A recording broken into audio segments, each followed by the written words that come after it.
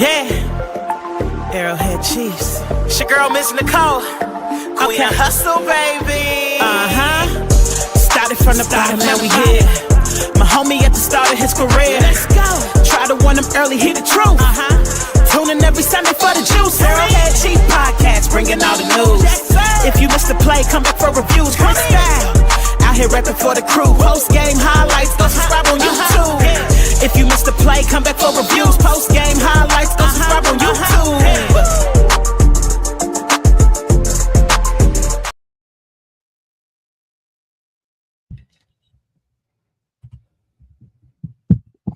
What's up, Chiefs Kingdom? You're tuned in to the Arrowhead Chief Podcast, episode 280. Hope everybody's having a good evening, whatever you're doing. You're at home, you're at work. We appreciate you tapping into the live stream. You're listening on the playback. We appreciate you too. Leave a comment in the comment section. We will definitely answer you back. We got a few things to speak on. Chiefs OTAs have kicked off last week. They're back in action this week.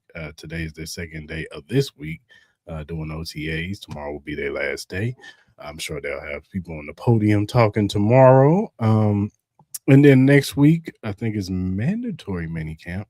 And then after that, they'll be on a break and we'll be talking training camp. Yes, sir. But we're going to talk a little bit about that. Also, the NFL kind of exploded yesterday. One expected move, one move that was unexpected. That has me saying it's going to give them the Super Bowl title right now. No, but we're going to talk about those moves and how that correlates with the Kansas City Chiefs and possible them making a few moves, because there's still some moves that need to be made for me to feel comfortable going into September. And we're also going to talk about Mar's going to do his film review on the last three draft picks. Emmett Johnson, Cyrus Allen, wide receiver Cyrus Allen, running back Emmett Johnson, and quarterback Garrett Nussmeier. But so before we get into that, Mar, how you feeling, sir?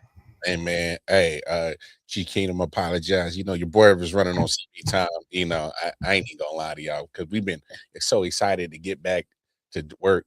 I've been ripping and running with the fam. I was sitting here, literally right here at the desk, chin to chest, knocked out. So forgive us for running late. That's on me. That's on me. It happens to the best of us. Hey, man, just ripping. But man, hey, feeling good, feeling great, feeling good. Back at it, man. Like C said in the commercial, man, we had to recharge the batteries last week, so it's all good.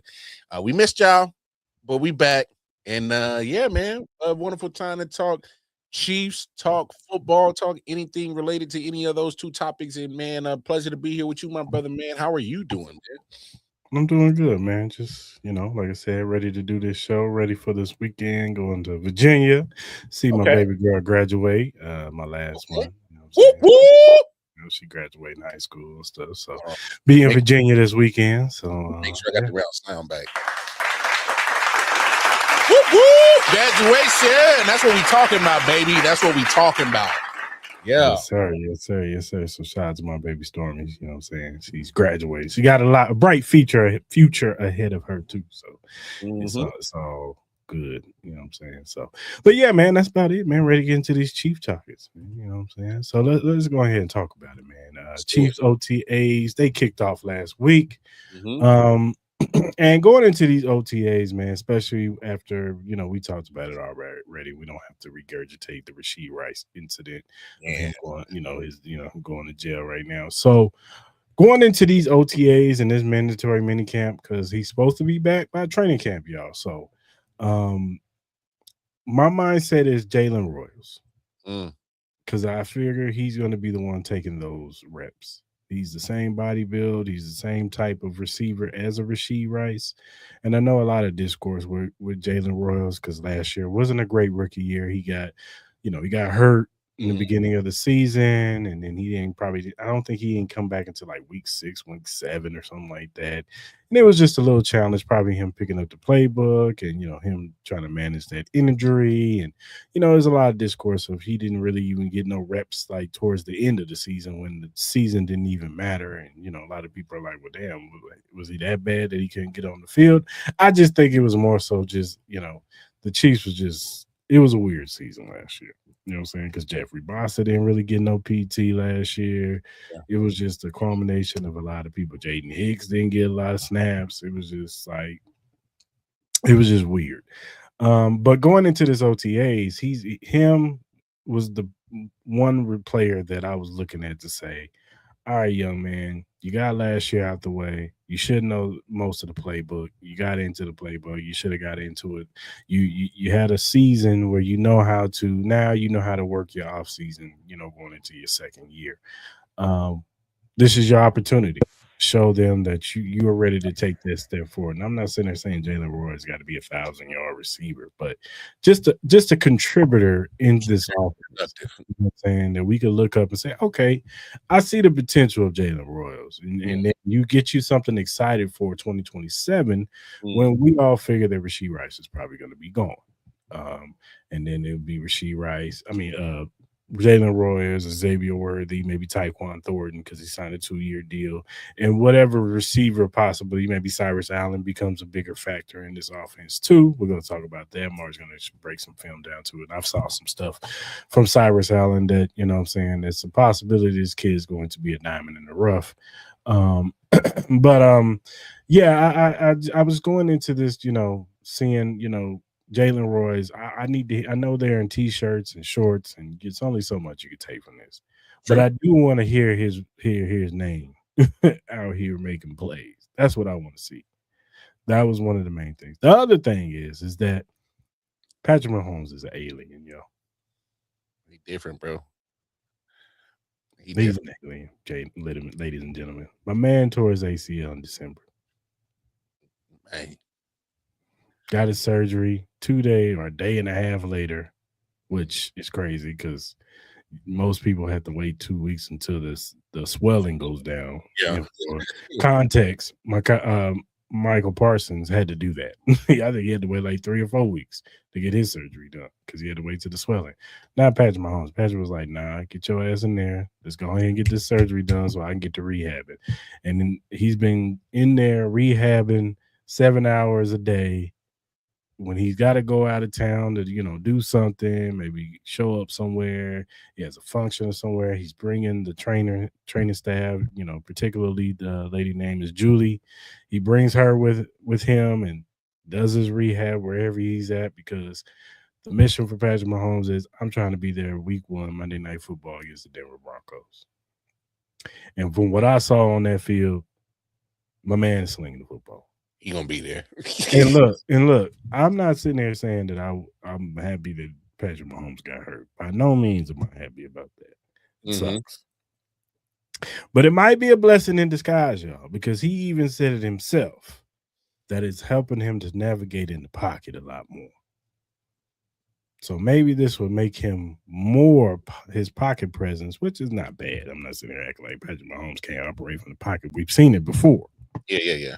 We've seen it when Patrick Mahomes locks in and says, all right, I got to lock in. My fundamentals got to be right. We've seen him lock in and have masterful games from the pocket, not having to do all the things that we love from Patrick Mahomes, the running one way, throw it across his body type stuff. Yeah, we love that stuff. That's what Patrick Mahomes, that's what his legend was built off of. But we've also seen it where he had to be like, all right, I got to throw from the pocket, y'all. Don't worry about it. I got y'all. Beep, beep, beep. And he'll have 7 different receivers with receptions and have a masterful game. We've seen that too. Yeah, so it's not like he can't do it. Yeah. But I just think that now I think it'll help him lock in to navigate from the pocket earlier in the season. You know what I'm saying? So, and get a rapport with these receivers. Also, Xavier Worthy, he had the non-contact jersey. It's precautionary. I just think that is, it's OTAs, y'all. Like it'd be different if it was training camp and he wasn't out there now. But like, all right, this is not good. But I'm pretty for sure training camp he'll be ready to go. Jaden Hicks also had the non-contact. I think they said he had a sports hernia surgery, so that's something to look out for. But he was out there flying around too. But like I said, all in all, this is shirts and t-shirts. This is a passing game camp. That's what it is. Yeah. You know what I'm saying? So offense is gonna look a little bit better than the defense. Although I'm hearing that Delane looked pretty solid. Kennedy looked really pretty solid out there. Noah Williams was out there flying around. Like it was good to see. And drills, Peter Woods, he looks like he's gonna be a monster in that middle. Our Mason Thomas, he's gonna shine in these drills because speed. So coming off the edge, you're definitely gonna see that. But all in all, it's just good to see the guys getting out there, getting ready. This is phase 3, so they're doing the installments. And Andy Reid, he spoke on the Rashee Rice situation, and he just pretty much said that once he gets out, got to get him up to speed and get him ready for training camp. So hopefully, whatever rehab he can do in jail, he's ready to go by training camp, and we can move on. We'll talk about possible moves that could be made during this time. But all in all, yeah, that's something that I was just looking at for OTAs, just how some of the guys are looking on the field. You know what I'm saying? Are they flying around? Are they making plays? Patrick Mahomes, how he looks out there, he looks like he's pretty solid. I'm not sitting here saying he looks great, but by August, July, August, September, I expect Patrick Mahomes to be at least at minimum 90% ready. Yeah. Man, so, I feel a lot of everything that you said. Here's one thing that I know. Again, it's OTA, so I'm not putting a lot of stock into it, but just a little nugget to kind of keep your ears to the streets. Chiefs Kingdom. I've been hearing some good things about a fan favorite from us on the channel, Issa Pole. I've been hearing Issa Pole. He's rotating in with Jalen Moore. Yeah. And only reason why I bring that up is because shout out to my manager, my boss at the job. We were talking about it. He kind of approached me with an idea, and I kind of I ain't gonna I'm gonna give him credit for it because it's the boss because he came up with the idea. But I've been thinking on it since he said it to me Monday. And I couldn't wait to get on the show and kind of hear everybody's thoughts, because if Issa Pole is starting to get this traction now in OTAs, I'm okay with a right tackle competition. Of course. And I get the contract of Jalen Moore, but obviously it doesn't guarantee this starting job. I don't think it should, because if Issa Pole is doing this thing, I'm also kind of looking at this in the future. If we got left tackle already solidified, and really the right tackle is the only thing that we need pretty much locked down, hey, to the victor, let's go ahead and book in that for at least the next 4 or 5 years. Just go ahead. If Issa Pole is the guy, all I'm saying is go ahead and lock him down for the next 4 or 5 years, and it ain't got to be expensive. It ain't like his contract demand is going to be high, like a top 5 paid right tackle. You know what I'm saying? You probably don't even have to reach the $20 million that you paid Jalen Moore to make that happen. That's all I'm saying. All I'm saying is Chiefs Kingdom, let's be optimistic about. I think regardless if it's Pole or Jalen Moore, I'm feeling comfortable about them going ahead and being that bookend right tackle for the next 4 or 5 years, compared on the right side with Josh on the left side. And we already know where we got in the interior. So that's kind of where I'm at in hearing things from OTAs and things like that. Let's go ahead and get this final piece of this offensive line set so we can just go ahead and solidify that thing and go ahead and be the great wall of Patrick Mahomes for the next 4 or 5 years. You know what I'm saying? Because when it comes to not only him wanting to pass from the pocket, that goes to the five guys up front too. Yeah. When those 5 guys are on, we seen what happens with Patrick. He get the cooking now. Like he get the cooking. And that's why we've always been kind of at the forefront of why is everybody mocking a guard or a tackle to us in the draft? Like, come on, like we saw what happens when these guys are healthy on the field, not missing time, and they're playing together, and they're looking pretty solid. So and the metrics even say it. The metrics even said it, that we were a top 10 passing offensive line last year. So Yeah, I didn't get it. I didn't get it. I just didn't understand it. Just didn't make sense to why some people kept wanting to mock a tackle to us in that draft. So, but it is what it is. I think we saw from the beginning the potential of what this online could be before injuries and hiatuses and time away from football happened, because all that happened last year. Like there's a lot of things that happened last year. If I'm correct, I think Creed was probably the only one that didn't miss time. So, yeah, I think OTAs is like I said, like you said, it is t-shirts and shorts. But the fact that I'm hearing Isai Pole starting to get some attention at right tackle, getting on the rotation, that's a good sign. And that means people is already ready to fight for a position, and it's in late May, early June. So I'm digging it. Let's go. Another thing that stood out was, of course, Chad O'Shea. You could see him loud and clear. He's out there getting them boys ready, getting them ready in them drills. And we've talked about it. That there's a lot of onus and pressure on Chad O'Shea to get this receiving room to a level of above average at the very least, I would say. Especially getting the best out of Rashid Rice, getting the best out of Xavier Worthy, getting the best out of Tyquan Thornton, Jalen Royals. You know what I'm saying? Can Cyrus Allen get some snaps and get on the field? You know what I'm saying? Because this is another. If they don't make a move, they're making on the youth of these receiving room, and they're booking or betting on the experience of Chad O'Shea to come in here and get the best out of these guys. And we've said it before, with this draft, when they waited to the 5th round to get a wide receiver, they said the coaching was the problem with the offense. They said it was the players for the defense. That's why they went heavy defense. I'm saying not to say Trent McDuffie was the problem, but they didn't want to pay him the money that he garnered. And they said, well, we can just give Mansour Delane, and we feel like he can play on the Trent McDuffie level and possibly be better. Yeah. We feel like Peter Woods can help out Chris Jones in the middle of the defensive line and be a good rotational piece with Chris Jones on pass rushing downs, and possibly be the guy who we could pass the torch to once Chris Jones hangs it up.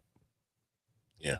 And we're going to pivot, and we're going to go with a player in R. Mason Thomas. Yes, he's not the typical defensive end that we like to draft, but this kid is so explosive off the edge, and he's such a game changer that we cannot pass up on this kid. And we got to get him.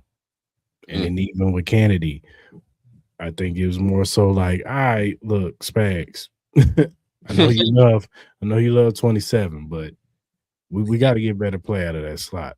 Yeah, you're getting cut. We signed a player in Kader Kohu, who, when he was healthy, he was an elite.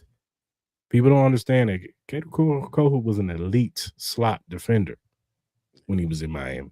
Very good.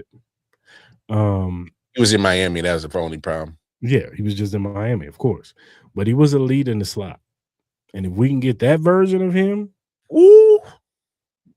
with Noah Williams and Mansour Delane, and I know we're banking on some young guys, but you see the potential of Mansour Delane. Mar has showed the film and the footage, some clips, and the kid has high potential. He really does. He played at LSU. He didn't play against scrubs. It's not some kid that we drafted from, I don't know, James Madison. No disrespect to James Madison, but they're actually a good college, and they actually, very good. But you ain't LSU, baby. You ain't LSU, and you ain't playing in the SEC. And this kid was in the SEC, and he didn't get torched. He didn't get burned. He was actually doing work at Virginia Tech in the ACC before he transferred. That too. He was really good at it, and then he went to LSU and elevated his game. Big time, yeah. So that lets me know something right there. So, because he could have very well went to LSU and got exposed. He played better. He played a lot better. So I'm just saying, like, I just think that Chad O'Shea, he's got a lot on his shoulders. So does Eric Bieniemy. And Patrick Mahomes, he talked about Eric Bieniemy. He said you could just see the joy in his face when he talked about Eric Bieniemy and said the first meeting he was ready to run through a brick wall for the guy. So, everybody's happy that Eric Bieniemy is back. You know what I'm saying? I know he is. Travis is. We're gonna see how it works with Rashee Rice and Xavier Worthy and some of these young guys who didn't experience Eric Bieniemy.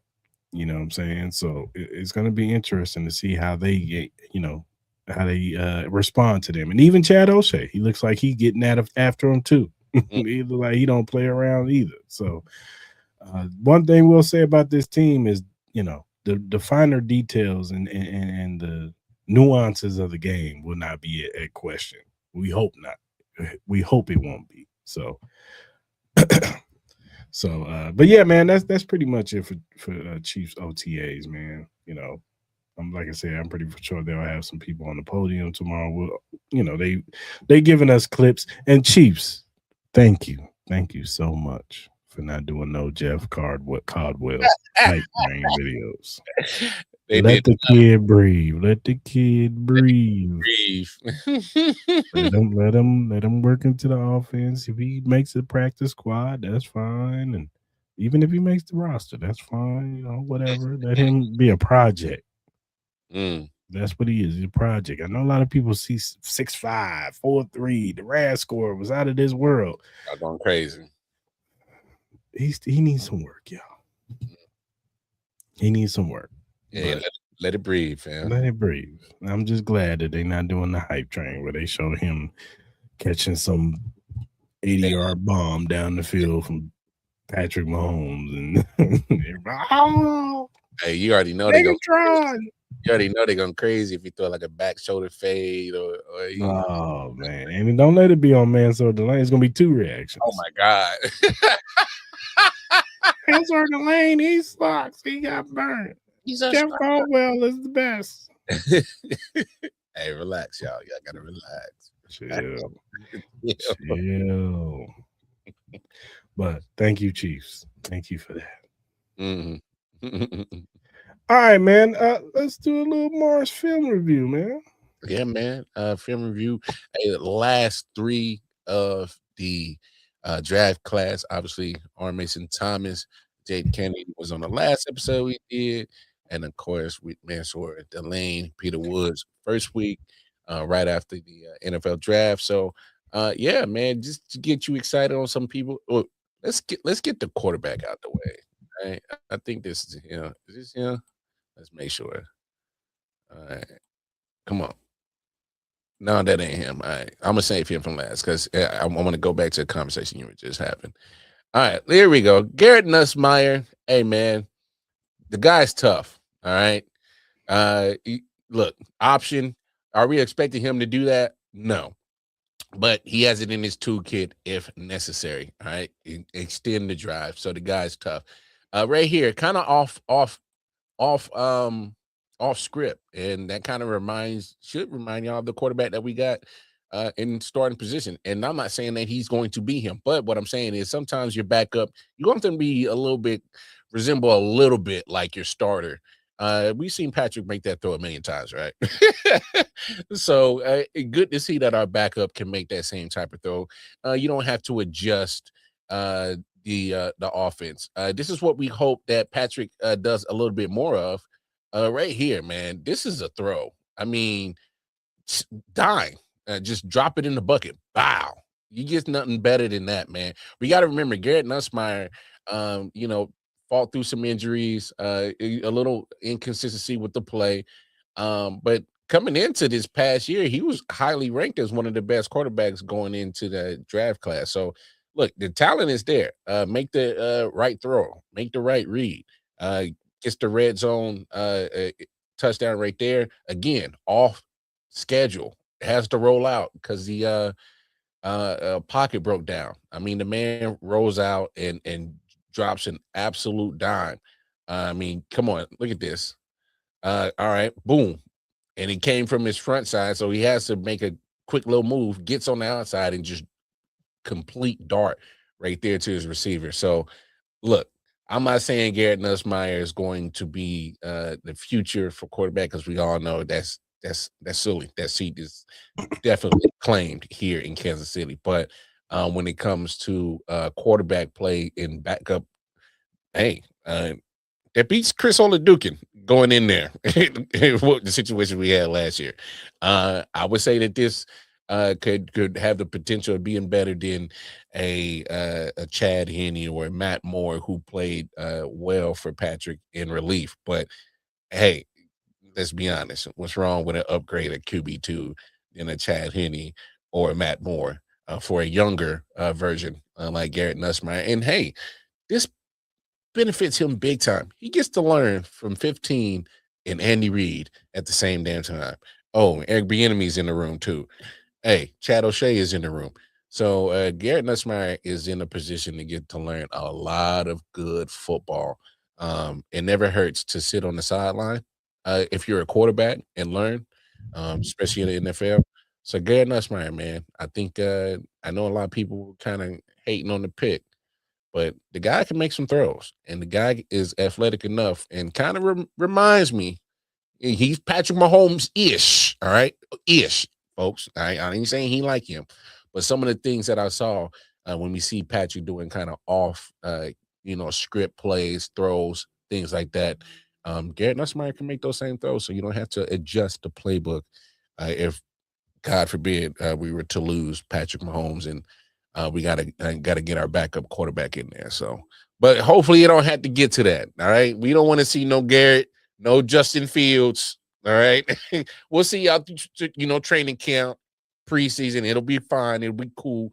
Yeah, but we know what time it is once the games are serious. But a possible weapon if Garrett Nussmeier was to get in there, Emmett Johnson. Look, the guy's explosive. All right, explosive. Point blank, period. I mean, off rip. Let me take this back. The guy is boom, following his blocks. Great vision. Hey, great vision. Did you hear that, Chiefs Kingdom? Great vision. There was a left guard and a left tackle did not have their posterior painted with a face mask on that play. All right. All right. And he follows his blocks, goes straight to the end zone. This is what I love right there. The cutback saw that there was a slight, closure of the hole. So, hey, cut, bam, and he's in there.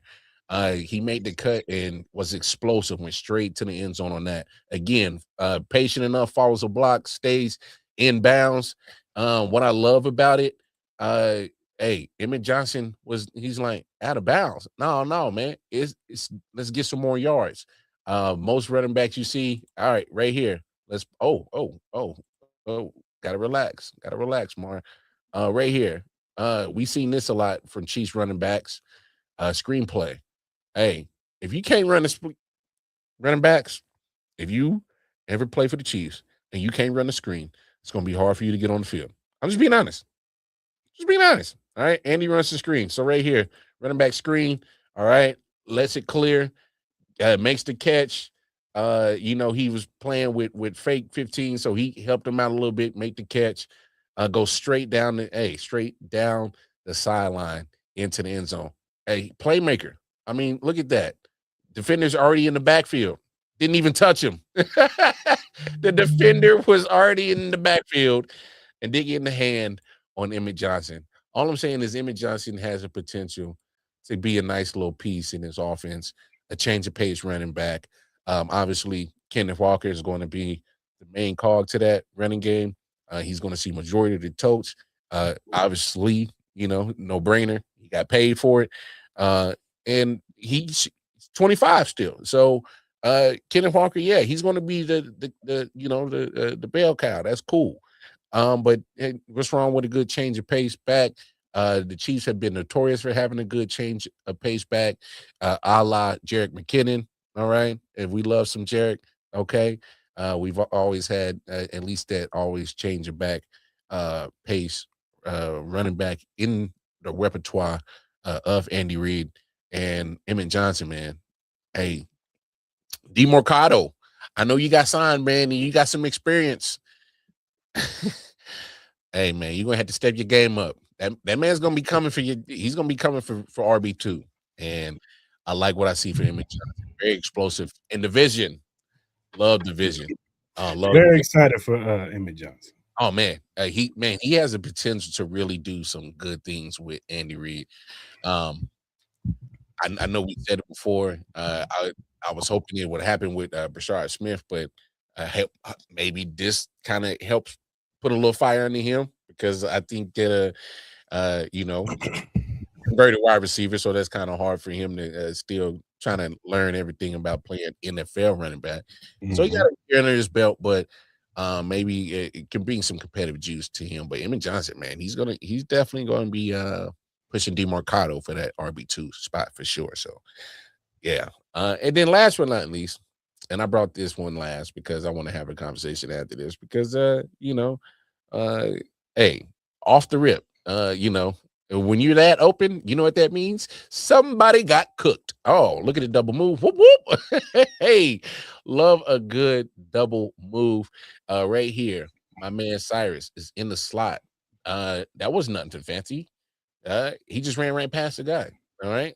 Hey, we talk about we wanted our wide receivers to get separation in the slot, outside, whether it's by design or just full on speed. He's doing it. He's splitting defenders, going straight down the seam, catching the football with his hands, not body catching, and he's off to the races. Screens. Obviously, we've seen that. He can make some guys miss. Whoop, whoop, whoop, whoop. What Chris Berman say? Yeah. Make some guys miss on there. 1-on-1 in the red zone. Can you beat your man? I can do that. Right here, he's going straight down the seam. Wow, man, he's beating man. He's beating zone. He's just doing anything that he wants to because he's Cyrus Allen.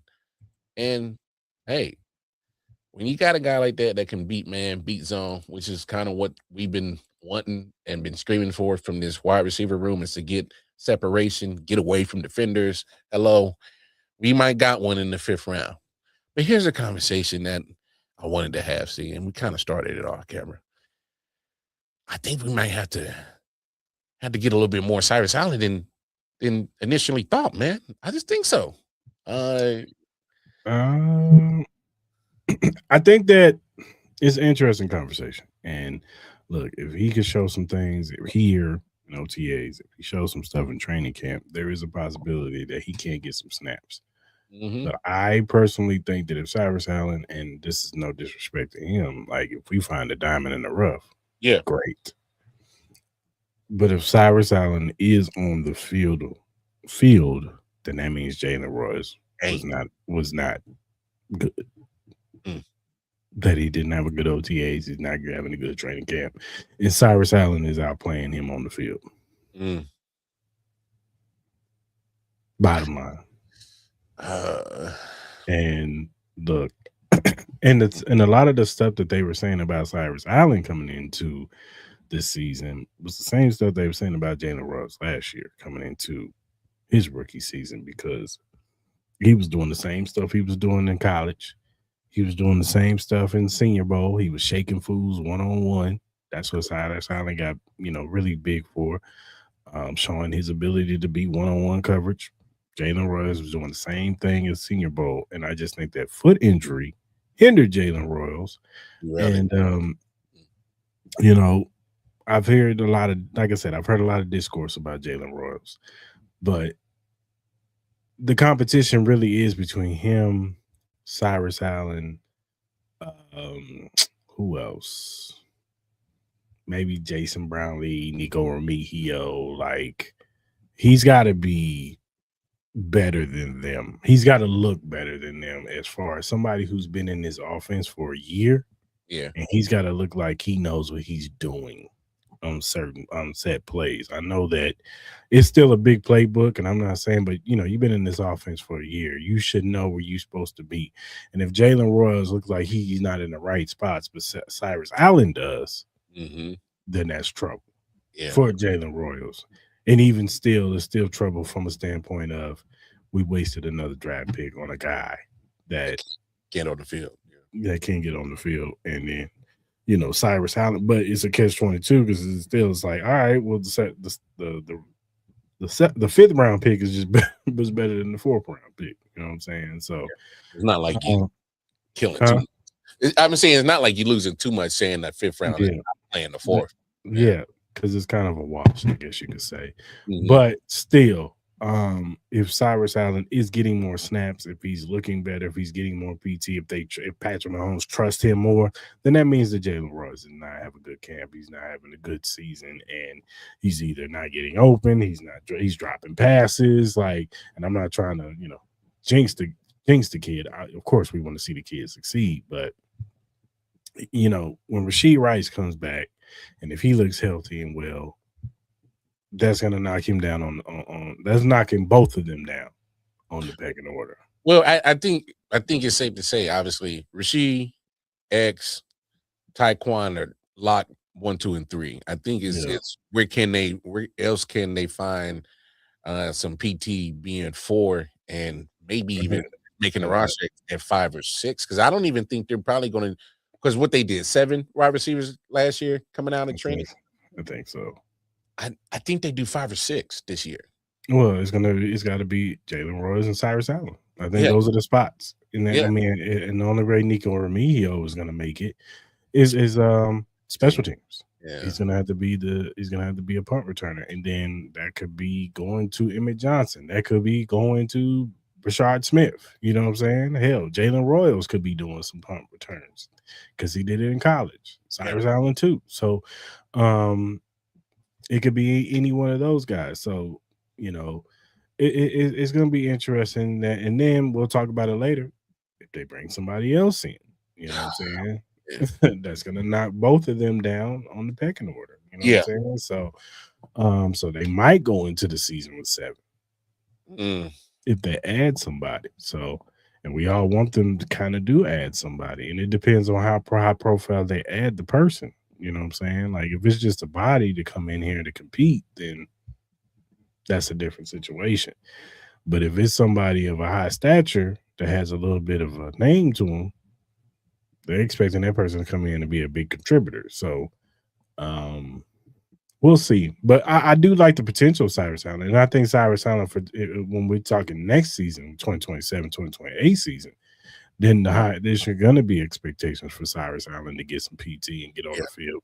You know what I'm saying? And be a co-contributor to this offense, especially if they move on from Rashee Rice. Because now you got Xavier Worthy, Tyquan Thornton, Royals, and Allen. You know what I'm saying? So, and that's my biggest thing of why I wanted to bring it up is because, and I'm not saying like Cyrus Allen, the pressure should be on him to, make the roster and be a key contributor. My point is for him to like have the development or show that he can, because there are so many question marks with this wide receiver room. If we didn't have these question marks, or because I don't know about you, I'm not feeling too at ease with what the current situation of the wide receiver room is, not personnel wise, not coaching wise. It's just that it's because we don't know what we got. It's because we still haven't seen the full potential of X. Like, what does X look like with Chad O'Shea? I don't know. Mm-hmm. We still haven't got the full potential of Rashee. What does Rashee look like with Chad O'Shea? I don't know. You know what I'm saying? It's kind of like where there's so many unanswered questions. That's why I'm just having this conversation, because I'm like, well, if Cyrus picks it up pretty quick, I mean, because I would hate for it to be a Tyquan Thornton situation where, I mean, because at least for the first 4 weeks of the season, I'm like, Tyquan Thornton by far probably the best wide receiver option we had. Like he just popped off the screen. Like he's beating man coverage. He was doing everything that we asked. So maybe it was just kind of like, I'm fearful that they'd be like, oh well, shit, Cyrus is he's showing that he can do it, and we're asking him, we're giving him more, and he's answering. And all right, well, he's back, or X was, all right, well, let's kill the momentum of Cyrus to make sure we acclimate everybody else in the room. And I'm kind of like, I was kind of hoping that you would have let Tyquan cook, because he looked like he was the chef in the kitchen last year. So if Cyrus is the chef, like let him cook. That's all I'm saying. I'm a little. Last year kind of really messed with my mental and how this is going to happen this year, because I have no idea what this wide receiver is. You're not the only one who's got major questions and concerns about this wide receiver room. Mhm. And it's valid. It's valid because especially with the whole Rashee Rice situation, like at the very least, if Rashee Rice wasn't in jail, at least we were like, all right, you got Rashee coming in. We know that the kid is talented when he's locked in and he's ready to go, Yeah. and he has a full off season to go in, but we haven't seen that And, in the past 2 seasons.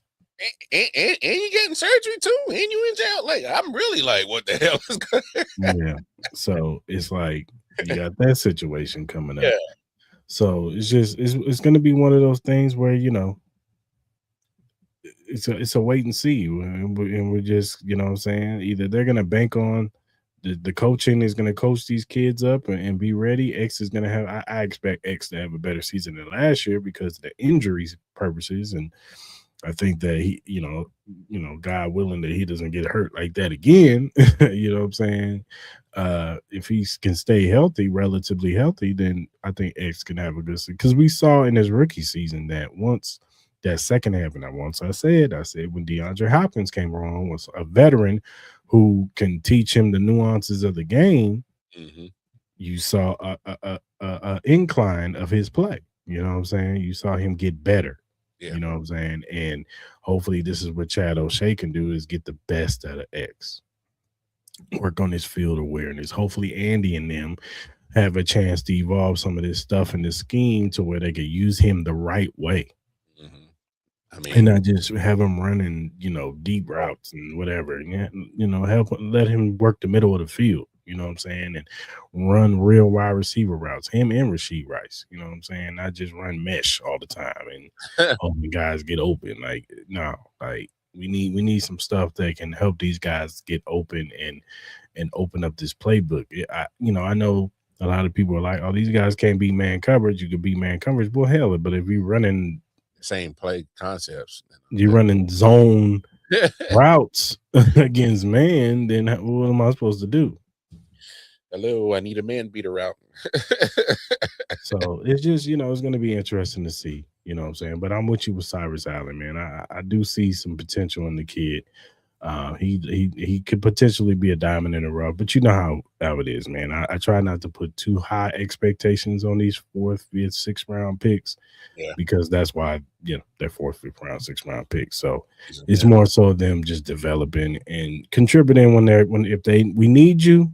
Let's see an incline in your play and see what you can do. You know what I'm saying? Like, and that's how I feel about Jalen Ross. I'm not asking Jalen Ross to be a 700-800 yard receiver. Now, if he becomes that, then hell, that's great. But I'm not asking. If you can give me 400 to 500 this year, I'm happy with that with Jalen Ross, because that's potential. Shit, 4,500 is still a good damn year for where he's supposed to be projected to be at on the depth chart. And that means everybody else in that room pursuit cooking.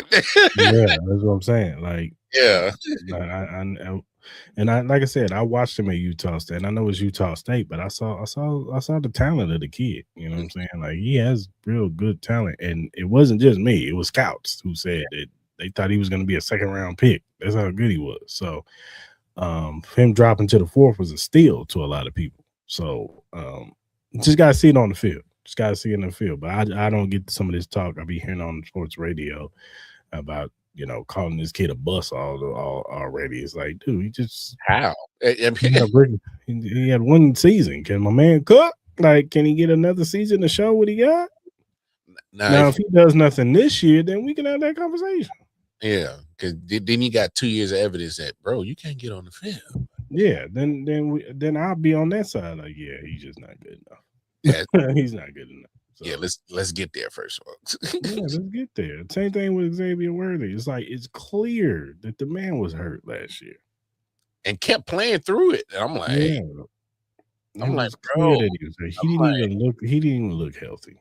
No, it was weird because we kept saying on the show, we're like, yo, bro, why does everybody else keep going on IR for the rest of the season when the season is, hey, X, you need to be going, like, go rest, bro. And he kept playing through it. He not once didn't go on IR. He played through the rest of the season hurt. Mm-hmm. It was crazy. It was crazy. So, but hey, man, shout out to the receiving room. We're gonna see. But Amar, Man, what's up, big dog? some big moves happened yesterday, dog. Hey, man, some moves, man. Hey, the NFL was NFLing yesterday. Hey, they said wasn't no Stanley Cup playoffs, hockey, ain't no NBA finals. All y'all got is women college softball to really entertain y'all. Okay, we got Some something. WNBA. Yeah. They're like, oh, that's all y'all got to entertain. All right, boom, drop bombs on them. Well, yesterday, we'll start with the unexpected trade. Damn. Myles Garrett, Mm. formerly of the Cleveland Browns, was traded to the Los Angeles Rams for Jared Verse, defensive end Jared Verse, 2027 first round pick, 2028 second round pick, and a 2029 third round pick. We all know that Myles Garrett is unquestionably the best defensive end in the league right now. He broke the sack record last year with 23. Look, Jared Verse is he's a young defensive end. He's only been in the league for 2 years. He kind of had a down year last year. He had a really good rookie season, but had a down year last year. He is from Dayton, Ohio, so this is pretty much a homecoming for him going back to Cleveland. They showed the pictures of him getting off the plane, smiling, and they showed the the press conference. Sean McVay, big cheese on his face. We all know how Les Snead feels about picks. He don't care. Effed them picks. He don't care about picks. But yeah, man. Look, man. The Rams ain't playing this year. They went and got Trent McDuffie via trade. They signed Jalen Watson. Man. And we all knew that going into the season, they knew that their defense had to get better. Mm-hmm. Boy, did they to compete with their division, with the people in their division, and to compete in that NFC. And if they want a chance to get to the Super Bowl again, they had to get better on defense. And by God, they did. Yeah. You got Trent McDuffie, who's a all-pro corner, especially in the slot. You got Jalen Watson, who's a really good corner on the outside. Good QB2. Forbes, solid slot corner. Yeah. Then you re-sign your safeties and Cam Curl, and Kitchens, which that makes a really good secondary. Mm-hmm. Now you add in Myles Garrett to this defensive line with Fisk and Bryant Young. And Kobe Turner, yeah. Kobe Turner, yeah. They got a nice little front seven, man. Yeah. And their defense, on paper, they're the equivalent Super Bowl favorites. Like, it went from, I think they're at plus 600 right now, last time I saw. This is nuts, bro. So, and there's rumors. Man, don't. I don't know what's going to happen, but there's rumors. Hey, bro. Hey, it's funny because it keeps circulating. It keeps popping up on my feed, bro. There's a certain player that might be singing. He's singing the LL Cool J. So don't call it a comeback. I've been here for years. Aaron Donald. There's rumors that circulating that he might be thinking about coming out of retirement to play on this team. And if they get Aaron Donald, just gonna get him a Super Bowl trophy. That's disgusting, bro. Just gonna get him a Super Bowl trophy. Hey, just the thought of that is disgusting, bro. Just the thought of that is nasty. Just imagine it had they did not drafted Ty Simpson. I think they did that. I think they did that because I think Les Snead knew he had this coming down the pipe. I don't, because they said this conversation was like the last 2 weeks. But just imagine they said, Bobby, we get a Makai Lemon. Or would they go overkill and got Ruben Bain? That'd have been nasty. Like, that wouldn't have been fair. No, that'd have been pretty disgusting. I don't know. Maybe I feel a little different because I understand why they did the Ty Simpson move. I understand it. Because I'm probably might be in the minority of that where I'm looking at the Rams. I'm like, okay, that makes sense. I'm not gonna castrate y'all too hard on that decision because I think it makes perfect sense for the future. I mean, they were a few plays away from being in the Super Bowl. So, and like you said, some of the moves that they made off season, I'm like, they kind of addressed some of the needs that they really had coming into the off season. So, draft wise, I'm like, they really can go any type of way. So it made sense. But like with this move, look, I'm just gonna say it like this: Jared Verse was he's a solid player. All right, 4.5 sacks, 7.5 sacks with that. Rest on the defense. What the hell Miles finna get? Because no disrespect to what he was playing with in Cleveland, but I'm looking at your supporting cast compared from Cleveland to what you got in the Rams, and you had some dogs in Cleveland because their defense was good in Cleveland. They had a good defense. Their offense was trash. So you pretty much we can call it a wash. Supporting cast from going from Cleveland to the upgrade is the offense. Yeah, most definitely. You're playing. You got Matthew Stafford, Puka Nacua, Kyron Williams, Blake Corum, Davante Adams, Higbee, all them tight ends over there. All the tight ends that they got. There are about 3 or 4 of them over there. I think the weakest thing they may have is maybe their offensive line. Their left tackle is really good. The rest of the offensive line is solid. But it's kind of like, hey, Myles Garrett literally just woke up from the outhouse and straight up woke up into the penthouse that quick. I mean, his situation just changed up real quick, easy. And Jordan Shorts just tweeted this out. I've texted Aaron Donald about coming out of retirement and playing for the Rams alongside Myles Garrett. This is what he said. I'm for sure flirting with the idea. A hell of an opportunity with the Super Bowl and so far this year. If I can find the fire, it's a possibility. In other words, make it worth my while. Wow. Make it worth my while. Because, hey, dog, the conversation we had, because, we talk all type of stuff. Hey, Gina Carano came out and fighting retirement. Ain't fought in 15 years. I knew what it was. That was a money grab. You got to make it worth my while. Aaron Donald says, hey, I'm still 35. You see these workout videos. There's another reason why they got Myles Garrett. They was like, hey, man, how's Verse looking in them workouts? He ain't got it. Hey, had Jared Verse tapping out, bro. Hey, Myles Garrett ain't gonna tap out. He gonna probably be a monster with AD. So, hello. That you talking about? First of all, both them dudes command a triple team.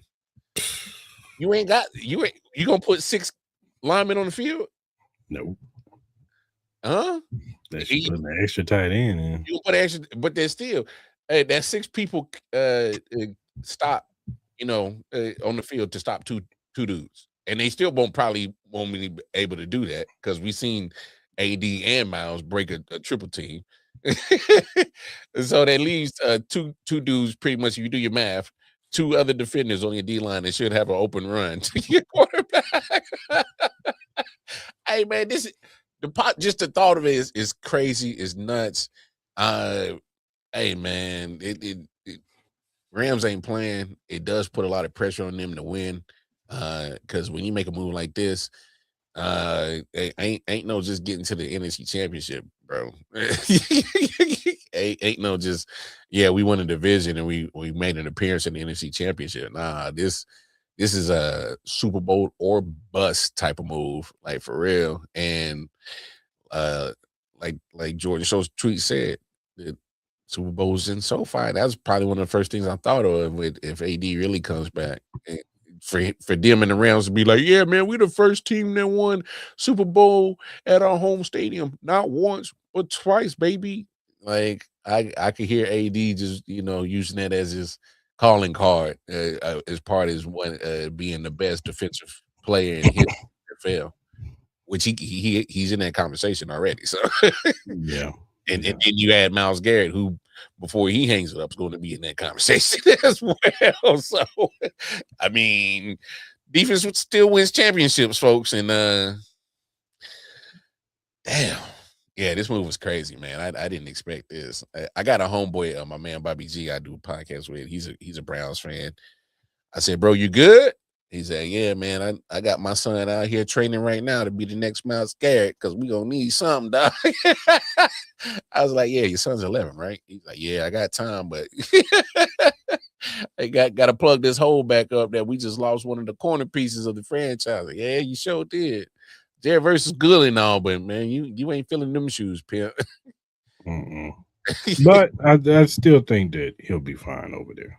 Oh yeah, that's still a solid defense. Is the drop off ain't crazy big between Myles Garrett and Jared Verse, even though, and let's not fool ourselves, there is a drop off. I'm just saying it ain't that big as people gonna try to make it out to be.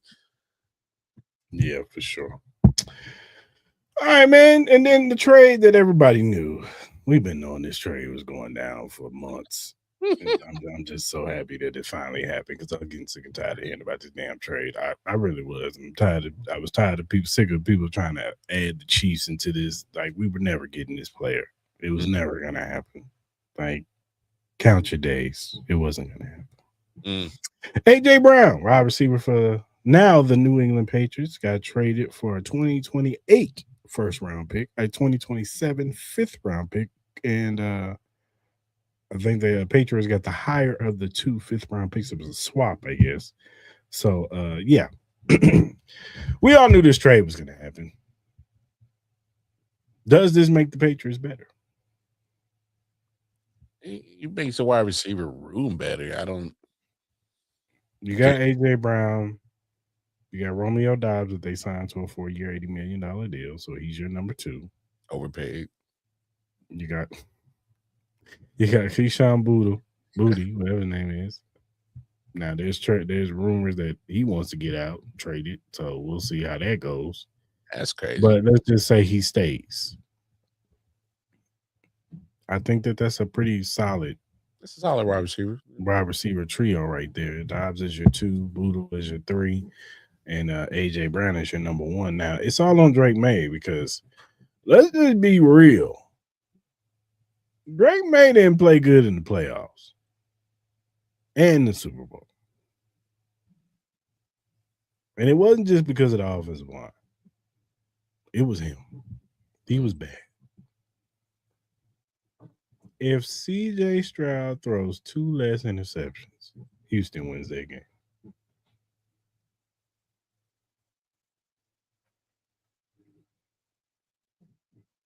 I repeat, if CJ Stroud throws 2 less interceptions, Houston wins that game. Because the only thing that covered up Drake May's bad game was CJ Stroud was just horrible. He was horrendous in that game. So it's a lot of pressure on Drake May this season. We're going to see if he got better. Now teams have a lot of tape on him. Mm-hmm. Now teams know his tendencies, and their schedule is going to be harder because they got a first place schedule. Yeah. So we're going to see how good New England. Now that defense is still going to be good. I'm not taking away nothing from that defense. They got one of the best corners in the league. He was alone keeping them in that Super Bowl. But that defensive line is not bad either. Now they did lose. Who's the kid we picked up? Cyrus Allen.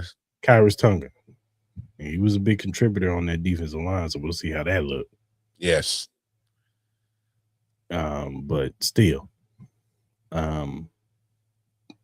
all on Drake May, player. Hey.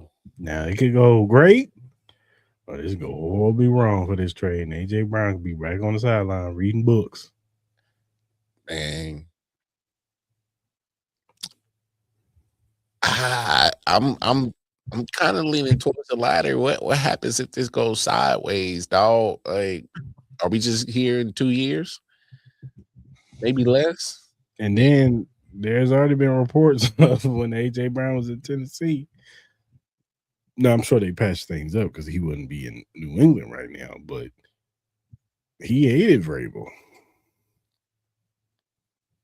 Said he even wrote it in a book. I hate Vrabel. I hate this dude. Wow. He do to you, but still.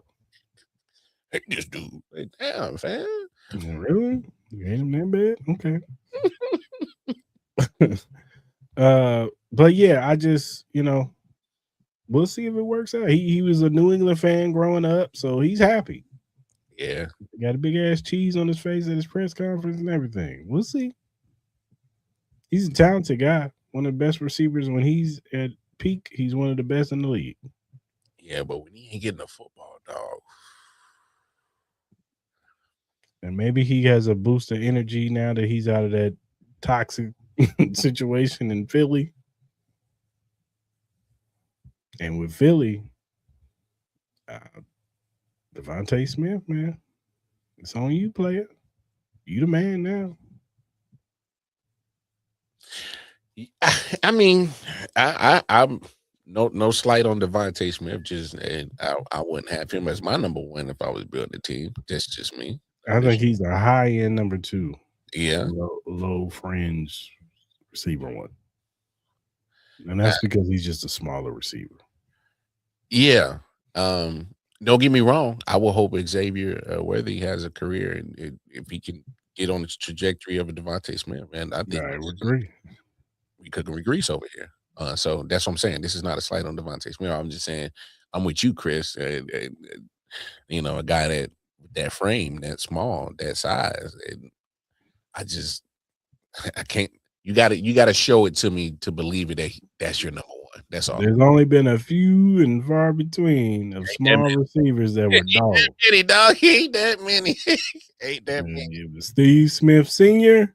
Yeah, and he was kind of built stocky. It was Tyreek Hill, and it was Deshaun Jackson. And he just had lightning speed. So. Yeah, that dude was a different speed wise. And he actually could run some routes. So it's kind of like, Tyreek Hill, his speed was out of world. We ain't never seen speed like that on the field.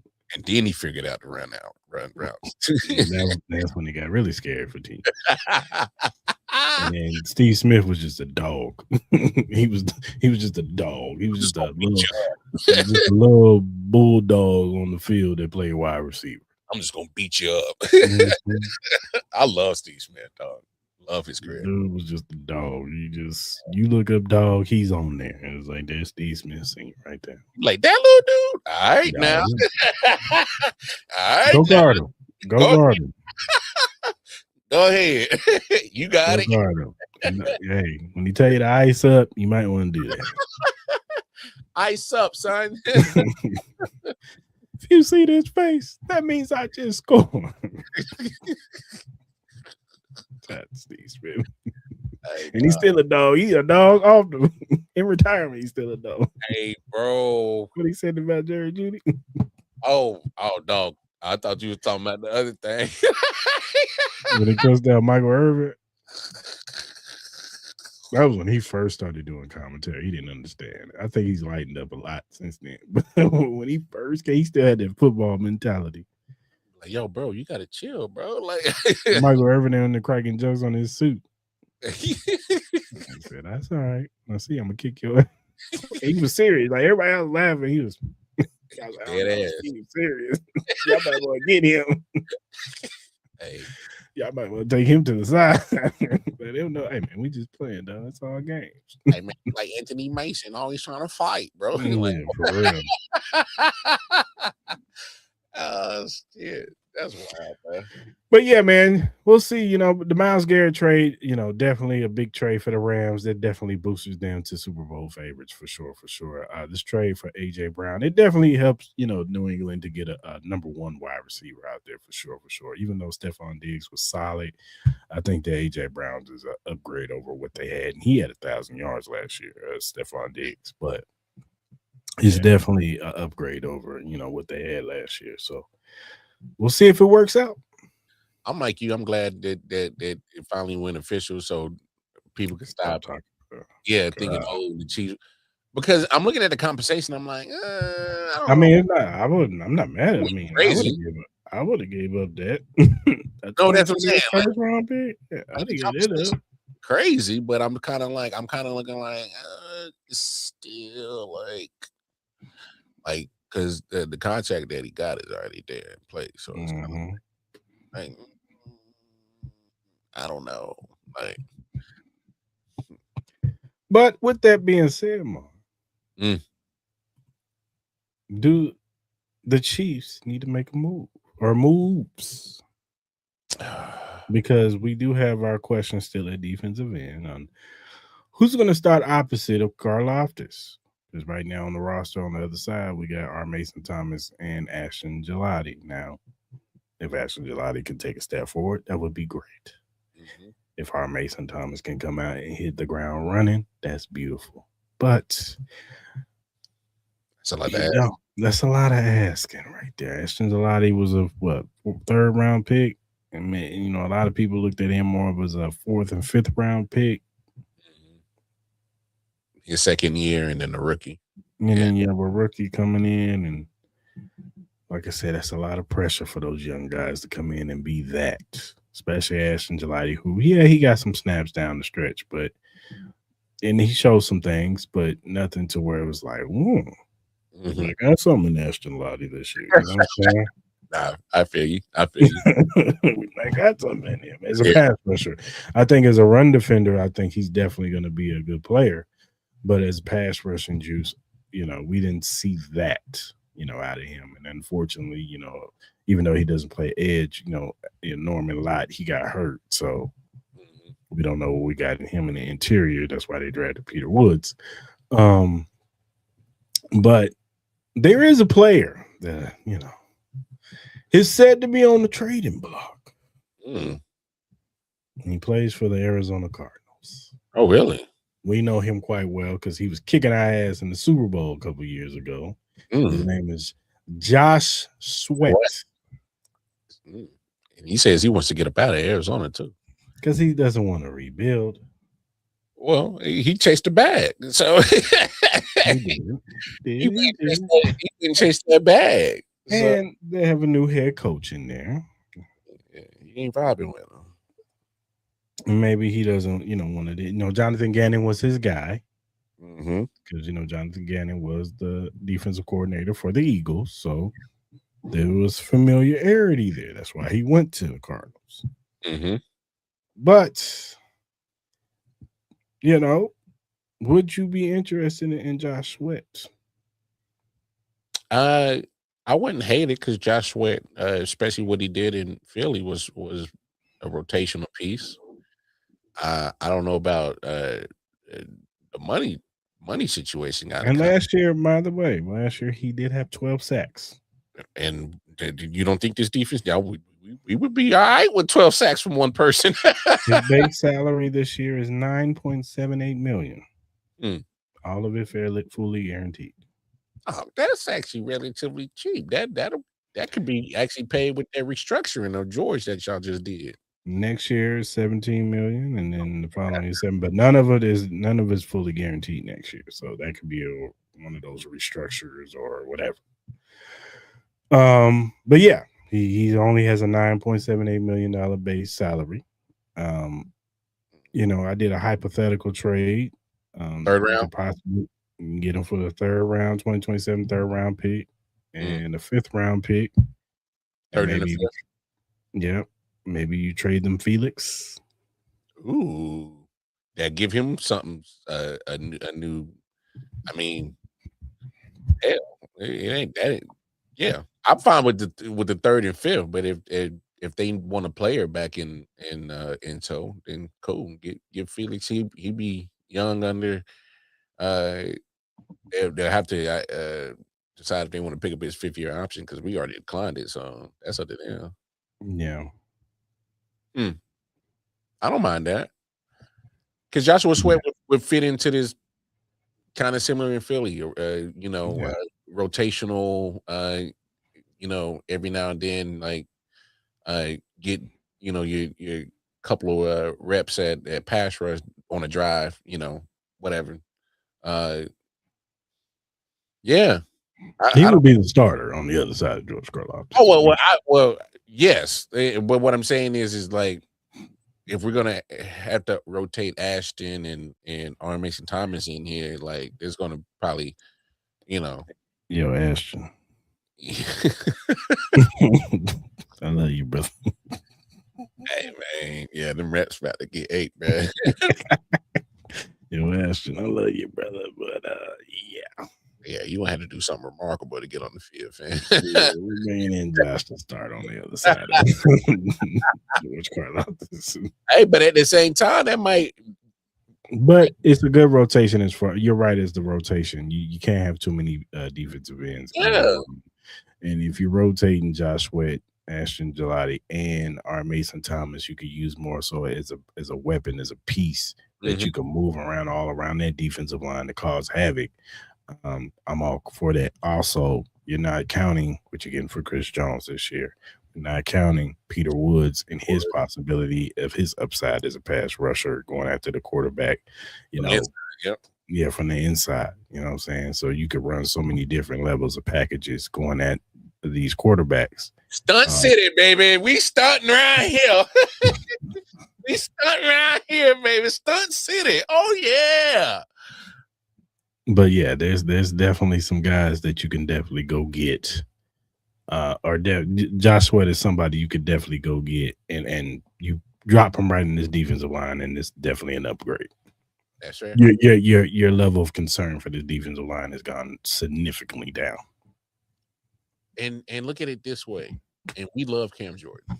I think Cam Jordan would bring a lot of things to this team. And I would be fine with Cam Jordan too. Like if we got Cam Jordan, yes, but I'd rather have Josh Sweat because he's way younger. Yes, way younger. The younger version of more pep in the step. I'm cool with that. That's what I'm saying. Yeah. Like I love Cam Jordan because I think he still got some competitive, productive in him because he's been showing it. I'm just saying, there's nothing wrong with going to a younger version that's going to have a little bit more spring in his Achilles, or less boom on his knees, and be able to mobility, move a little better, get to the quarterback a little faster. That's all. Ain't nothing wrong with that, but I'm. That's really not the move I'm really concerned about. Because there's so many question marks at the wide receiver position, dog. So what talk to me. What's the move that you want to make at wide receiver, sir? I'm caving in, bro. I already know where you going. Hey, man, we're going to have to give Cardi B's baby mama a run, bro. And here, look, the man is still productive, a veteran piece. I know that the knucklehead part of him, but I think he's willing to put that to the side to have a chance to win a Super Bowl. He comes off. Obviously, I don't know Stephon worth nothing, but he looks like he wants to win one so bad. And I'm thinking like, he was there. He was there, like, and I know he's kind of like, yo, Ben, I've been so close, and like, if I could get on with a team that is literally can be back in the window, and like, because their window not closed, like Chiefs' window is not closed of getting back in the Super Bowl. So, and I get to play with Patrick. I like, come on. But my biggest thing about this, if the Chiefs are going to bring in a wide receiver, I say do it now. And I reason why I say that is, no disrespect to DeAndre Hopkins, like it was cool what he did in that point in time that he came into the season, but I just feel like wide receivers with this offense, it benefits you to be immersed in this playbook during the OTAs, during the mini camps, during the training camps, during preseason, during all that off time, so you can go ahead, hit the ground running come regular season. Because like DeAndre Hopkins he did what he can do, but like at some point of this playbook, you just not gonna get up to speed at this point in time because you midway through the season, baby. Like, hell, we just gonna point out what plays you can run on the install and just do that. You know what I'm saying? But if you are immersed in this playbook right now, and Stephon Diggs seems, I know he's half knucklehead, but the other half of his brain is actually intelligent enough to really have good football IQ. Like, let's give him that. All right. The man could play some football. All right. If there's one thing that the guy has been on the field, is consistent. It's consistently putting up numbers. That's a fact. It's the off-field stuff that we're just really worried about. It comes with him is what mess is going to be coming with him off the field, because all last year it was the Cardi B situation. It was the Freaky Private Chef little situation he was having. So it was kind of like, if you take away from that, I think we're having a whole different perception or talk about Stephon Diggs. It's just the only problem is it just ain't been the Cardi B. It just ain't been the Freaky Private Chef. It's been some other things throughout his whole time in his career, just off the field. They just be like, yo, bro, like you still doing this at 33? Like you still doing this? Like, I'm kind of concerned, fam. Like, grow up. And it's like he's grown up football mentally. I just don't think that the off the field growing up has happened quite yet. The maturation has happened quite yet. And that's what scares me. But I'm willing to concede that because I'm looking at a guy that I think he wants a championship so bad. And I just think he can add something that talent-wise could help alleviate some of the concerns I got about the wide receiver room. You know what I'm saying? And talent's not the problem. That's not the issue. But if the Chiefs are going to do it, I say do it now so that he can get into this playbook and get immersed in it. So if they're going to do it, like, let's do it. Like, let's not wait till week 8. Oh, well, let's see, we got an injury or no. I'm saying do it now. Like, get Stephon Diggs in this playbook now if you're going to do it. So, yeah, I hear you. They do still need to make another restructure. I don't know if it's going to be Creed or if it's going to be Trey. I know they did George, but I think they still got to sign Mansour Delane and Peter Woods. They still haven't done that. So I think that was more so to move money to saying those two brothers. I'm sure we'll get an announcement, in the coming days of when those two sign. But Patrick money, man. So yeah. That's what I say. It's got to be Creed or Trey Smith. One of the two. Have they asked Cris yet? Huh? They asked Cris yet? No, and I don't want them to. Oh no, I need them to. If you move Chris's money, then Cris is going to be locked in for another 3 to 4 years. That's a lot of money. That's a lot of money kicking down the can on the 32-some-year-old defensive tackle. Well, let's keep kicking that can. No, it's not kick that can. No, that's why we drafted Peter Woods so he could pass. That's what I'm saying. Let's keep kicking that can, and if we see Peter Woods, then we got trade value, baby. Yeah.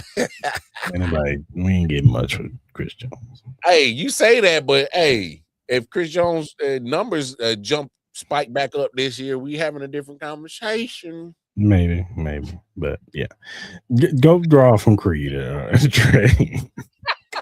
We're already paying what's his name? What, 44 million? We already paying him 44 million. Hey, y'all go fix some boys' numbers, man. So, but I agree with you. I think Stephon Diggs would be number one on my list as far as wide receivers. He can play on the outside. He can beat man coverage. Mm-hmm. Because outside of that, it's like either you're going Tyreek Hill, or you going Keenan Allen, and you don't know when Tyreek gonna be healthy. You don't, and you don't know if Keenan Allen can stay healthy. Yeah. So. I mean, hey, Odell Beckham out here getting jobs, man. Come on, man. Hey. Man, Juju, shout out to Juju Smith-Schuster, man. He got signed with the Giants. Yeah, Juju got his. So come on, man. Come on. I'm so glad that Juju signed with the Giants because, respectfully, you know how underwhelming it would be if this Juju back. And I was just waiting for the ticket to be like, Chiefs signed Juju Smith-Schuster to a 1-year deal. Like, damn, boy, they just don't learn. They love him, boy. I get it. Ain't no disrespect. Juju, he played big when it mattered. But the At least, especially last year, he was just out there. They weren't using him. That was weird. Yeah, man. We're gonna see. Man. They definitely need to make some moves at defensive end and wide receiver for sure. I would like them to bring in a blocking tight end too. A Will Disley, somebody like that. Yeah. Especially with the way this league is turning towards more in the football. And 12 and 13 personnel too. Yeah. And we don't really have any blocking tight ends. No. Yeah, Jerry Wiley's not really a blocking tight end. Neither. Bringing Stools not a blocking tight end. There's some big boys, but they're not blocking tight end. No, they're finesse wide receiver type. Trav, he can do a little bit. He's an underrated blocker, but yes, but that ain't what he excels at, and that's okay. His game, and that's okay. Hey, Travis blocks when he's asked to. All right, all you Kittle blocks and scheme fool schemes. All right, Travis can block. He's just not asked to do it on a regular basis like they ask George Kittle, but you also see the durability of the two players, but that's another question. Neither here nor there. But yeah, man, and blocking tight end wouldn't hurt because if we gonna run the ball with Kenneth, man, he gonna need somebody to block for him besides his front five. So tight ends gotta get their ass in there and block too. So I hear that. Yeah, for sure. We need some Jason Dunns around here, man. Shout out to J Dunn, man. Hey, shout out to JD. Did you see? Have you ever seen that Bart Scott clip? Which one? When he was talking about when he first came to the league, he was with the Ravens. And he was like players that he feared. And he was like, it was a Monday night game. They was playing the Chiefs. He was young. He was on the bench. And Ray Lewis, what I'm saying? He gets off the field and he's mad. Like, hey, man, y'all need to help me. They got about 3 or 4 of them on me. And Bart Scott was like, nah, ain't no 3 or 4 dudes. That dude Brian Waters whooping your ass right now. It's just one. It's just Brian Waters. And he was like, hey, Brian Waters, Will Shields, Willie Rowe, Jay Dunn. They was like, Bart, you might have to go in for a couple of days. Yeah, man, I ain't going to no, I'm not. You want somebody to say, oh, man? No. I just thought it was funny because I was like, yeah, that offensive line was hell. Imagine we had that old line in front of Patrick right now, boy. Stop he playing. Had 6,000 yards, man. What are we doing? No, just hand over to Lombardi, bro. He'd have about 6,000 yards. He'd beat all records by now. He'd beat all the records by now. And his 90s. Had the most touchdowns, yards, passing attempts. Andy would love it, boy. We never run the football. Oh, dog. They would not even bother to sign Kenneth Walker. They say, Pacheco, you back. Yeah, you're back. Hey, Kareem, man, we love you. Y'all not running. Just know that. Work on your pass, bro. Work on your pass, bro. Hey, we have about 60 attempts. Hey, coach, we gonna practice anything other than pass, bro? Nope. I ain't bring you here to do that. Yeah. I ain't bring you in to run the football. Football? You see what we got out there? That's really rough, man. You see that? What's next to him? Oh, Will Shields. Him? Oh, Brian Waters. Oh, damn. Hey, mixing in some Creed Humphrey in that bed. Oh, man. If we had that. Dang. Stop, man. We got to do that one day. We got to assemble the greatest Chiefs team of all times. Ooh, at each position. That'd be fine. Mm-hmm. Maybe we'll do that next week. We could do that next week. I think that'd be fine. The greatest Chiefs team of all time. We could do our own, or we could just spitball. I don't know.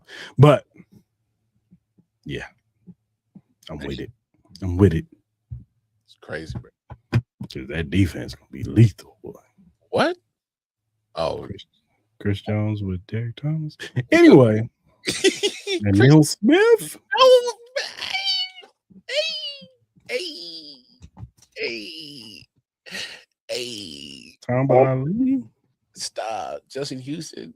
Dog. Rotate, man. Dog. Stop. I got Dale Carter on the back end. James Hasty. Marcus Peters. Stop. Hey. With Eric Berry and Tyrann Mathieu. Let's go. Let's go. And we can interchange them two. One can play deep, go in the box. The other one, we just. Why do you want it? Ooh. How does it feel? Eric Johnson. Oh, no. Hey, Nick Bolton. Hey, I could put it this way: Donnie Edwards might have to, unfortunately, be an honorable mention, bro, and that's crazy to think. Yeah, that's crazy. That is crazy. I know this is football, but hey, man, the finals. They starting up with tomorrow. Yeah, tomorrow. Who you got, man? Spurs or Knicks? Who you got, man? Hey, man. There's an alien in Kansas City named Patrick Mahomes. There's an alien in San Antonio named Wembanyama. Hey, the Knicks was over there. Hey, the moment that the Spurs won that game, they said, damn, how the hell we going to defend this mother right here? Hey, that man's an alien, dog. I'm going Spurs in 6. Spurs in 6. I don't think this is a series that Cat gonna have to be defensive, and I don't know if he got it. I just don't find out. Hey, we about to because my man Wemby already exposing people's defense. They already got my man Chet Holmgren. He on the chopping block already. Oh, he on the chopping block already because of what just happened to him. And Chet's actually a good player, but that's neither here nor there. But yeah, man. Hey, Knicks fans. Hey, man, y'all been really feeling yourselves because y'all been. Hey, respect. Y'all been mowing down in the East. Everybody, y'all been mowing through the East. Boom, boom, bang. But y'all ain't went up against no alien like this. There's only one of them on this earth. And I will say this about the Knicks. The matchup will be Stephen Castle versus Jalen Brunson. That will be the matchup because I think Stephen Castle can be had. And he has a turnover problem too. Oh, his turnover problem, and that was killing me last in that last series. Is like waiting for D Fox to come back. Castle was over there just giving up the bag, and I'm like, damn, it's like that's tough to deal with. But then once you got D Fox, and I think, to be honest, I think D Fox is actually the key to this whole series. He's the X factor for sure. Yeah, he's definitely the X factor. Because when he's on, like if he plays like he did in Game 7, Spurs they're untouchable. If he plays like any other game that he did in that series against OKC, it ain't looking too hot for the Spurs because his shooting was just so bad. I'm like, bro, what are you doing, bro? Like, but when he was on Game 7 and he looking like D Fox, like the beam in Sacramento, D Fox, like I was like, okay. Oh yeah, Spurs got this. OKC in trouble. But if Mitchell Robinson, if he just had surgery on his pinky, I don't know if that man got the mentality to fight through that thing. You're right. But if Mikal Bridges and Josh Hart can do their thing, they got it. And OG him too. I think the Knicks have a chance for sure. They got a chance. I just think it's offensively, can they find that spark if Jalen Brunson ain't cooking? Yeah. Because I know I love the fact that they kind of done kind of similar, a little Nikola Jokic, Draymond Green-esque type of offense running through Cat, and that's been fun. And him being the facilitator pretty much, which is cool. I don't know if Cat got it in him to is he. I need one of them cats got to answer. Look, because Hartenstein did all he could against Wemby, but we knew who we wanted to guard him because you are the defensive player of the year runner up, Chet Holmgren, but you didn't want it no smoke. So Cat, I think you got to answer this challenge, big dog. I'm not saying stop Wemby, but you got to do something to slow bro down. And you got a little bit more, you ain't as frail in the tail as Chet. So I kind of give you that benefit of the doubt that you should be able to, bring the physicality part to this matchup. And I mean, I'm just expecting that. But then again, you have also shown that since you got drafted in 2014, you one of the biggest softies in the NBA. So that's kind of a contradiction that trying to expect this man to expect him to get tough right now in the finals against an alien. That's kind of crazy. So I don't know, man. Good finals. Matchup on paper. A finesse team like the Spurs that can get physical because they were getting. Hey, them and OKC was probably had the most physical series throughout the whole playoffs so far. They was getting after it.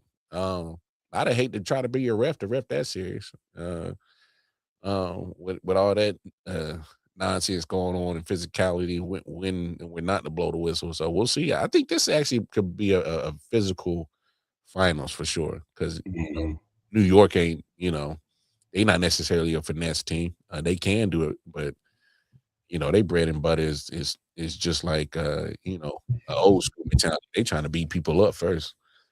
Yeah, for sure. Yeah, I got the Spurs in 6. Oh, by the way, Drake London just got a nice little. Saw that. Shout out to Drake London. 4 years, $141 million extension worked up to $150. Got $100. Locked them in. $100 guaranteed. Good luck. Your quarterbacks ain't gonna be good this year.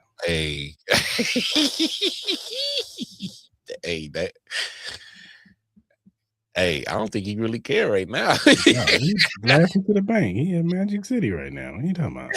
He already got lemon peppers on the table. He said, "Okay, who throw me the football? I know who gonna catch these bankrolls? Shouty right here." Cinnamon, what's up, girl?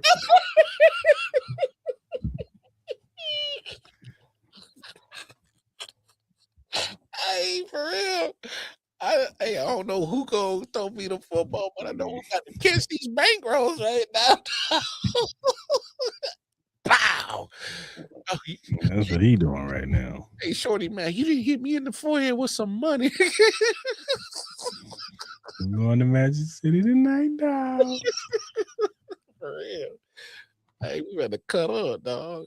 Him and Michael Penny's gonna be up in there, bro. He gonna have full do-rag on and everything, bro. Said full do-rag on. Everybody said they were surprised he didn't have a do-rag on his marriage when he got married. Bro, I see why he be having that do-rag on. I said, bro. That's messed up. But it's a reason why he needs this. I just want to say one thing. Hey, acknowledge your tribal chief, man. They the twos and we the ones, baby. Acknowledge your tribal chief, man. Man, Jacob.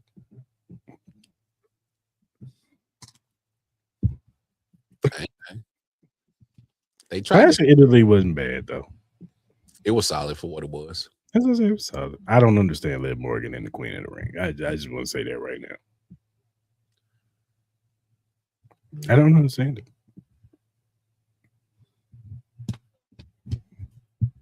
Y'all couldn't find nobody for her to transition to the beat and have a solid match with. Hey, bro. Clash of Italy. Hey, man. Nothing. Hey, man, they get paid all their good money to be creative team, man.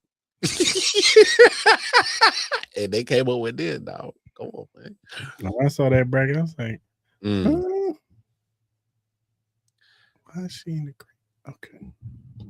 Wait, so I'm gonna win a tournament to face the champion. Wait, I'm the champion, so I face myself. So if I can win this, I get a night off. She's gonna be facing Rhea Ripley, and she taking it on. That's what makes me think they're gonna let her win, so they go full circle with this shit and have her and Rhea Ripley face each other. Dual champion? Please no. Oh Lord, what we doing, Dub? WWE, what we doing, man? What we doing, man? I don't like Jade Cargill and Charlotte out the gate with it. Why that match got started? We should be simmering that match, cooking it up. And they need to find a way to get a belt in there somehow. That's just, but me personally, I'm glad that they let Jade and Rhea cook because it kind of showed that Jade has been improving. But I will say this: I was a fan of actually keeping the belt on Jade at Mania, so that's just me. That was me too. I think this could have been the spot. Or Backlash could have been the spot for Rhea to get the belt. Yeah, but what do I know? You know what I'm saying? We're just fans. We're just fans of wrestling and Chiefs and sports. Like my man Triple H says, when we do what we do in this business, Mm-mm. But yeah, I don't know. I don't know. I just sit back and watch. Gunther and Cody, I didn't like the ending of that. I was just like, huh? Is what we doing? Hey man, you couldn't have Sami Zayn or somebody come out and recap it. Hey man, I would gladly give WWE a lot of ideas, but the way that my bank account is set up nowadays, y'all got to pay me for this shit. Because I'd be damned if I give y'all some good ideas on the internet and y'all jack for free, bro. Nope. I'm like, yeah, we're gonna write that down. Mm-hmm. Yeah. Oh, I'm pretty sure they be yeah, right there. Ooh, that's a good idea. Ooh. You watching it, you like, hey, wait a minute. That's verbatim. Sound like Marcus Houston on You Got Served. Them dudes stole our moves. I'm done with you, man. Sonny sold us out.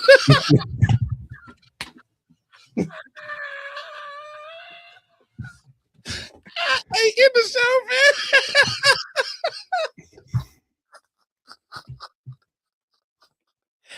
I ain't fucking with you, man. Barbecue chicken alert. Barbecue chicken alert.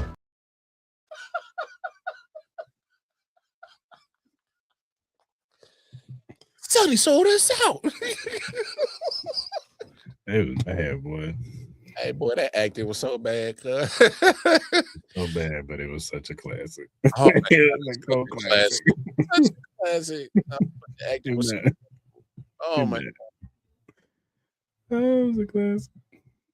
Hey, that whole dance scene, that final one. Oh, hey, Joe Budden can eat off of You Got Served. Matter of fact, Joe Budden need to be thanking that movie. It ain't just that movie.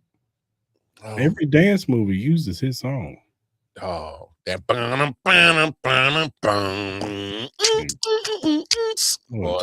Just Blaze was in there. Pump it up, Just Blaze. He was in there cooking, boy. Hey, when you hear that name tag, Just Blaze, you're like, oh shit. Well, Just Blaze winning. The greatest. Hey, dog. He had us in the chokehold mid 2000s for a hot minute. What was your assessment of the Jay-Z freestyle? I mean, it was cool. It was weird because it's like, where did this come from, bro? What, he was answering everybody back. He's been talking trash about him. That's yeah. What did he say to Jay? What did he say to Drake? Looking at the wrong charts, champ. The jig is up. I'm up 10. I'm up 10. Damn. He said, when he said them crackers got your publishing, go talk gangster today. Bro. And I ain't gonna lie, that one was kind of fired up. What he said to Nikki's, the lady back on the stuff again. Lady back on the stuff again. Can't pick up that enough with that. He said, yo, that was crazy. Nigga told Kanye, you do all that crazy stuff outside, but in front of me, you don't act like that, really. That's the one I really was like, damn, okay. It's 2026. Like, we ain't even done with the year. Is this the year just hey man, year of the receipts? Go ahead and just. Well, he said in the interview, I'm playing offense this year. I'm done playing defense on y'all niggas. I'm playing offense. Full court press, dog. I mean, the tidbits I've heard of Drake's album, it's just him really just coming back receipts. So it's like, is this just that's all Iceman is? What did Mark say off Joe Budden podcast? He was like, because he was like, I'm not a really fan of Drake's music because I'm tired of him talking about the same women breaking his heart. He said this album is men breaking his. That's crazy, bro. That's crazy. That's crazy. Oh, he says men breaking his heart. Got all these dudes breaking your heart, Drake. I mean, the way he be talking to LeBron, bro. That's what I'm like. Now you want to get his? He ain't asked you to get his name tattooed on you, which is the craziest shit ever. Weird. It's like I love Patrick Mahomes. I would never get his name tattooed on me. Not his face. Nothing. I'm not getting his name. I'm not getting his jersey. No. I'm not putting another man. The only men I'll probably put on tat on me is my sons. That's it. Yeah, and I ain't got none of them, so I got two. That's it. That's it. Christian and Ashton is the only names I'm getting tatted on me. Yeah, I can't have another man name on me. What the fuck I look like? Outside of that, shit. Kick rocks. That's weird, bro. I thought that was a little different. And academics. Shut up. I'm sick and tired of him. Who pays attention to him? And how you got the audacity to call Jay-Z lame? You. Of all people. That man can buy your channel. Hey, yo. 10 over. He up 10. I'm just saying. Buy your whole IP. You be mad at motherfucker. Hey, he could cancel it and revive it right now. Hey, you working for him? That's wild. Yeah, academics being lame. I remember when Erykah Badu caught the nigga Jerry the Mouse. He said, "You remind me of somebody." Yeah, Tom and Jerry. Jerry, right? I was like, damn.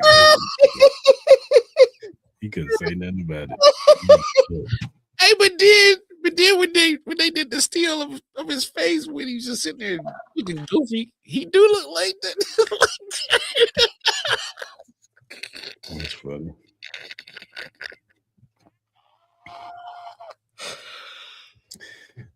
All right, man. Let's play. Yeah, boy, get ugly.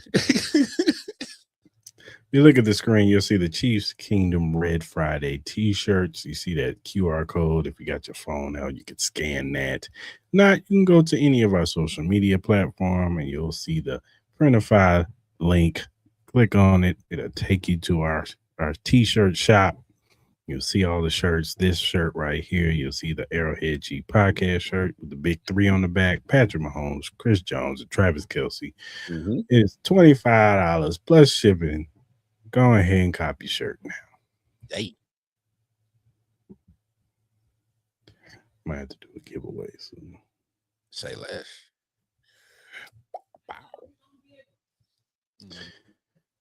And whatever streaming platform you use, whether it be Spotify, Apple, iHeartRadio, Amazon Music, whatever you use to listen to your podcast, we're available. whatever. If you're first time watchers on YouTube, hit that like button, that subscribe button, and notification button. So when we go live on Tuesdays at 5:30 p.m. Central Standard Time, you can jump in the lives. You can give us your opinion on these topics in real time. We want to hear from you. We want to get your opinion. Do you like how you feel about the Myles Garrett trade and the AJ Brown trade? How do you feel about the Chiefs making a move? What's your feeling on Mars film review? Does it get you excited for the draft picks this season? Mm-hmm. But we do want to hear from you. Also, give us your opinion. Spurs or Knicks? Who you got? Yeah. But definitely hit, subscribe to the channel. Leave a comment in the comment section too. And whatever social media platform you use, whether it be X, Instagram, TikTok, Threads, Facebook, Twitch, Kick, wherever you use, we are available at AH Chief Podcast. Go ahead and tap in with us. We will follow you back because Hollywood over here. Joe's fired again. All right. We Hollywood. Yeah. So that means we'll slap shit up. I'm just playing, y'all. We're a family show over here. And we come with peace. Hit you with a chicken leg. That's crazy. But no, go ahead and follow us. We'll follow you back. If you have critiques or feedback, or if you have a question or topic that's Chiefs related or NFL related, and we like said question or topic, we will bring it up. We will shout you out because we want to show love to those who show love to us. So go ahead and hit us up via DM, emails, or our mentions. Mm-hmm. All right, Chiefs Kingdom. Until next week, hope you guys have a good rest of your week. Be safe out there. Don't do nothing we want to do. I know it's hot outside. Mm-hmm. The summer is kicking up. So y'all be safe out there. That's all I got to say. They got new Hennessy drinks out here that's sweeping the nation.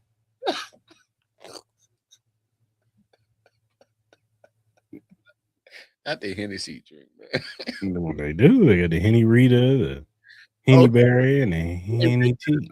Oh yeah, y'all about to act up. Hey man, anybody got time? Hey, DUI is about to go up this year. This is crazy, bro. Not only that, Cutwater got some new. They got push-up pops now for the airline.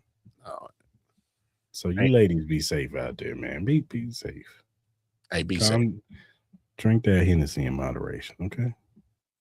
Drink some water. All right, take some water breaks. Hydrate your body before y'all drink some liquor, any type of liquor. You know what I'm saying? Hydrate your bodies, ladies. Men too. Be safe out there. Don't be getting in no fisticuffs. We don't want to see that. We want to see y'all locked up. We want to see y'all out there having fun, being free, doing your thing. You know what I'm saying? Because I know the summer's here. Huh? Said you're going to jail tonight. Don't get. Said you're going to jail. Don't get locked up. Yeah, you're going to jail tonight. No, I ain't gonna say that. All right, Chiefs Kingdom, I'm out. You was about to say something raggedy as hell. I know you.